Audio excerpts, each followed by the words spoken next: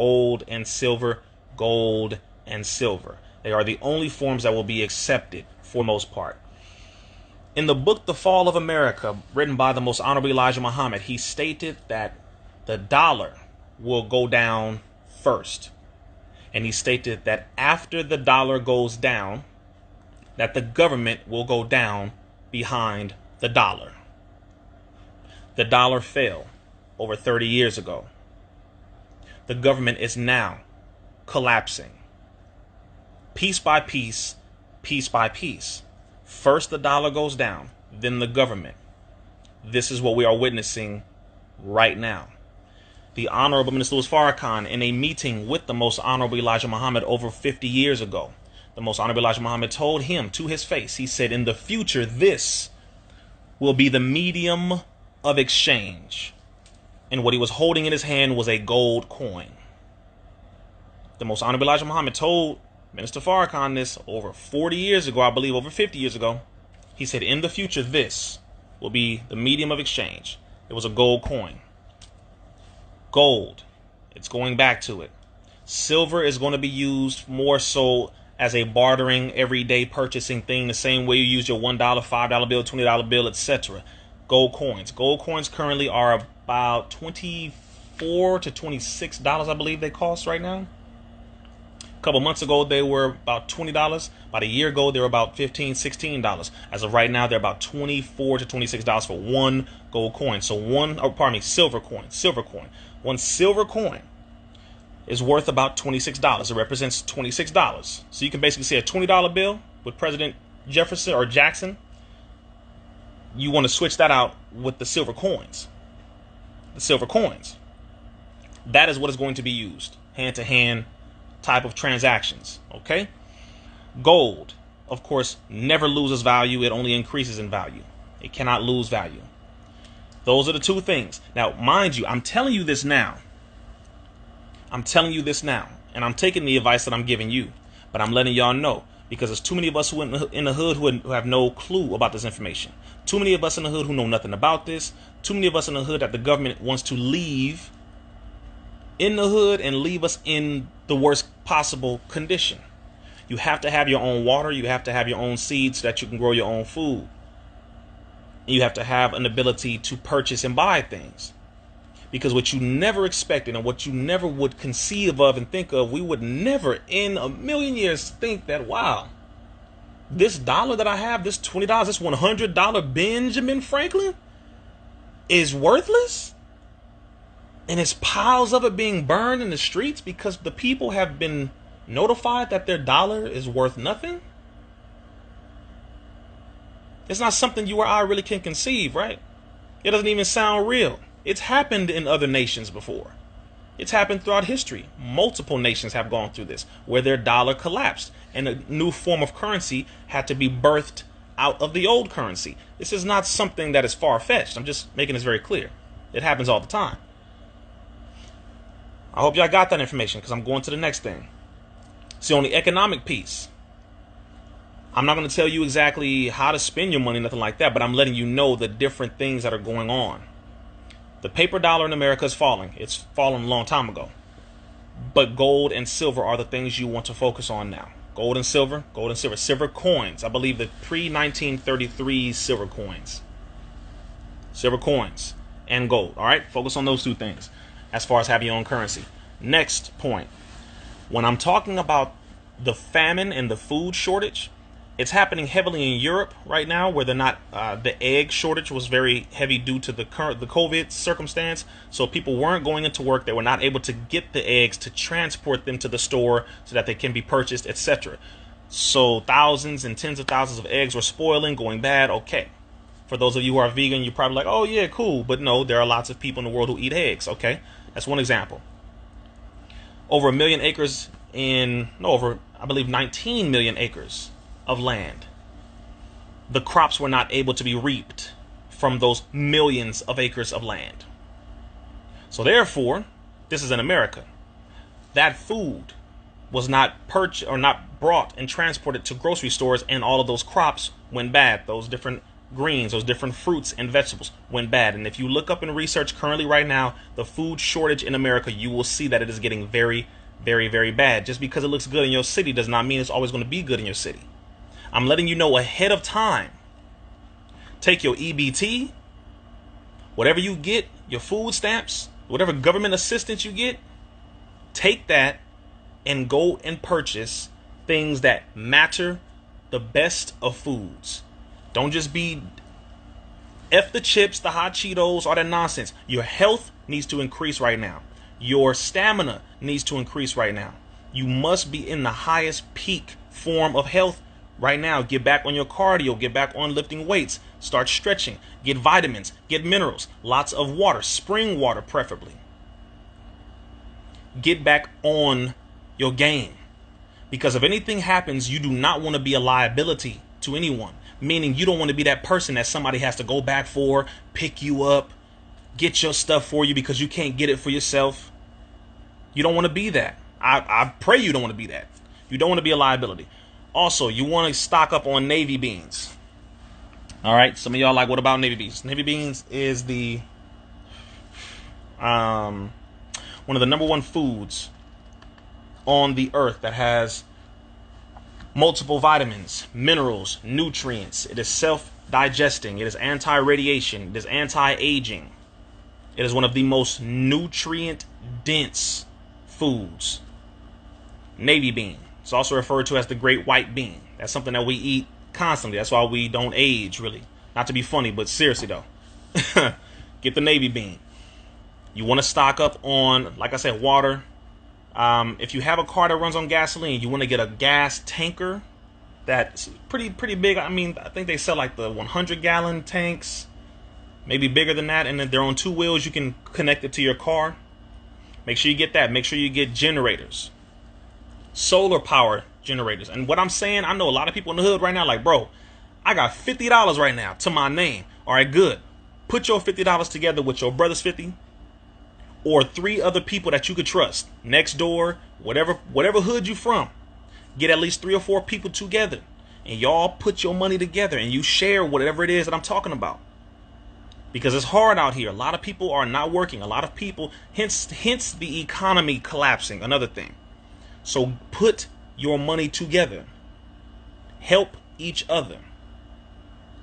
And I mean that. Because a lot of brothers and sisters right now doing real bad. Doing real bad financially, I'm saying right now. So don't be prideful right now.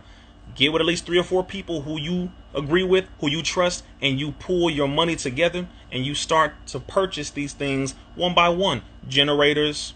Make sure you stock up on a couple 100 gallons of water. Make sure you have seeds so that you can start growing food, even if you do not know how to grow food. Most of our people in the hood do not know how to grow food. We don't. But you can get the seeds and then find somebody who will teach you. There's plenty of pages where you can learn it. You can YouTube it. There are plenty of ways you can learn for free. Don't trip. Just get the damn seeds. Because at a certain point, they already made it illegal in certain states and in certain countries to buy seeds. I'm just doing my best to give all of it. I'm giving you this information. All right. I'm giving you these solutions. It's a lot of solutions, a lot of information. So I apologize if I'm going fast, but please just take heed to everything I'm saying. The economic piece is one. The food piece is another. The political piece. Again, I started off with that really quick. I don't care for either candidate. Neither one of them truly cares about black people. Donald Trump proposed the platinum plan because I think he really believes that black people love music so much that the way he can get us, his campaign team must have told him, put platinum on it. They like platinum. Like it's an album or something. Okay.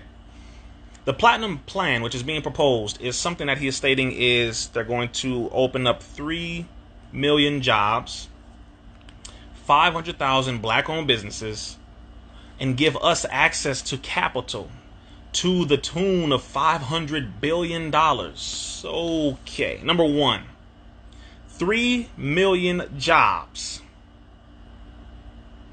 The economy is upside down. So walk with me here. The economy is upside down.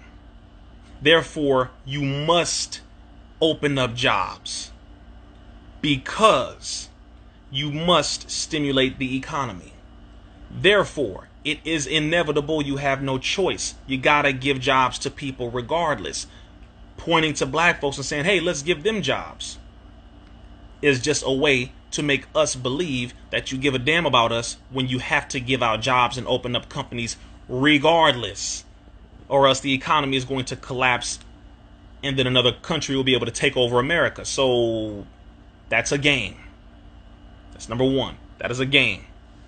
2, 500,000 black-owned businesses. We've been opening up black-owned businesses constantly almost every single week. We've been doing this every single week without the help of Donald Trump. What are you talking about? We've been opening up black-owned businesses because we want to have businesses. And we don't want to work a 9 to 5. We don't want to work for the white man no more. We want to be able to say that this is our business. Something that we can give our family. We've been doing this on our own. So what the hell are you talking about? With the Platinum Plan, we're going to open up. We who? Donald Trump, you're not doing too well with your companies, with your hotels, with your businesses. You're not doing too well entirely. So what 500,000 black-owned businesses are you talking about? See, it's in politics. My major in college was political science. I want you to understand that there's a language to politics. Bait and switch. Bait and switch.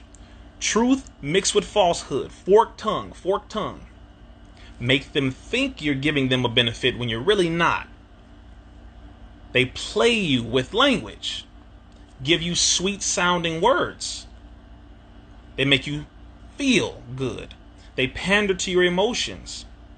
Say things like black, because at first it was, colored or all inclusive or African American. Now just single out black people. Just black people, black people, black people, and yeah, you'll get their vote. They use language and words. They don't give a damn. It's language. Okay, but what tangible are you going to give us? Because that's bullcrap. You didn't mention land, sir. Land. What about that land, though? Georgia's a little over 38 million acres. California's over 100 million. What about that land? Did you consider that land? Giving black people land? What about that? Stop playing. See, when you know politics, I don't know everything about politics, but I know the basics of a person BSing me and then using politics as a shield for BS. You are lying to the people. Plain and simple. So, the land is the only way you can become an actual citizen according to the United States Constitution. Remember this. A citizen was considered to be a Caucasian male landowner. Not a woman, not a Native American, not anyone that's black or African. We weren't considered human beings. The only people considered human beings or citizens were Caucasian male landowners. So therefore, in order for you to actually be able to say something, really, you must own land. And that still stands today. When you own something, you can then protect what it is that you own. You then have what's called a sovereign piece of territory that belongs to you. Little China, Little Armenia, Jewish districts in every major city in America, Greek town. There's a little Cambodia in Long Beach over here. They are nations within this nation. They have their own sovereign land. That's why you don't see Chinese people getting shot by police. Because China supports the Chinese that are here, but not just that, but they have their own district. And therefore they have their own mailing system there. They have their own grocery stores. They have their own schools. They have their own farms. They have their own everything in that land. Because they own it. So therefore, in order for you and I to be even considered serious, we must become owners. Until we are the master of our own land, we are the slave on someone else's, even though this is still our land, period. 1828 Noah Webster's Dictionary on the definition of American is a copper-colored person indigenous to this land or the descendants of the indigenous people of this land, but now refers to the Caucasian or Europeans who stole this land.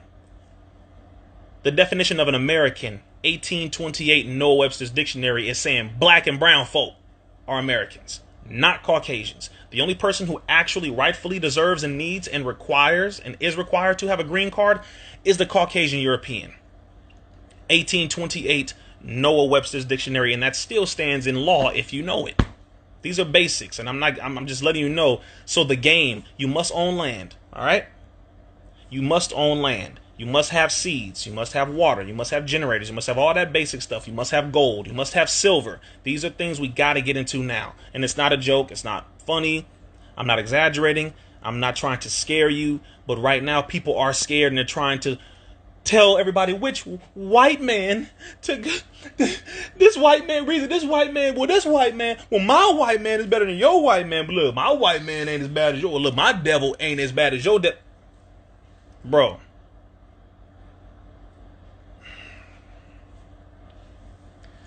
I never thought I would see black people fighting for white men so